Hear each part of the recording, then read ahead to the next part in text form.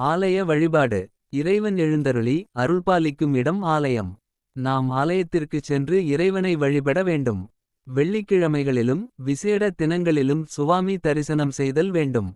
நீராடி தோய்த்து உலர்ந்த ஆடை அணிந்து பூசை பொருள்களுடன் செல்ல வேண்டும்.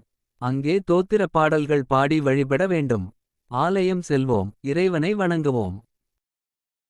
ஆலய தொண்டுகள். இறைவன் எழுந்தருளி இருக்கும் இடம் ஆலயம். ஆலயத்தில் தொண்டுகள் செய்வது எமது கடமை. ஆலயத்தில் நாம் செய்யக்கூடிய தொண்டுகள் சரியை தொண்டுகள் எனப்படும். சரியை தொண்டு செய்வோம். திருக்கோயிலை சுத்தம் செய்வோம். கோயில் வீதிகளிலுள்ள புல்பூண்டுகளை அகற்றுவோம். உள்வீதிகளை கூட்டுவோம்.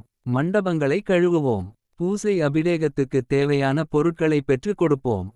நந்தவனம் அமைப்போம். பூசைக்குத் தேவையான பூங்கன்றுகளை நாட்டுவோம்.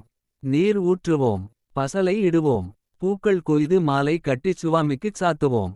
கோயிற்பாத்திரங்களை துலக்குவோம். தீபம் அணையாது எண்ணெய் ஊற்றுவோம். சுவாமி வீதி வலம் வரும் போது கொடி குடை ஆலவட்டம் பிடிப்போம். தோத்திரம் பாடுவோம். பஜனை செய்வோம். பக்திக்கு அடுத்தது பரிசுத்தம்.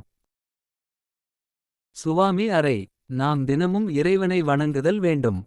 இறைவனை வீட்டில் வழிபட அமைக்கும் இடமே சுவாமி அறையாகும். இது அமைதியாகவும் புனிதமாகவும் இருக்க வேண்டும்.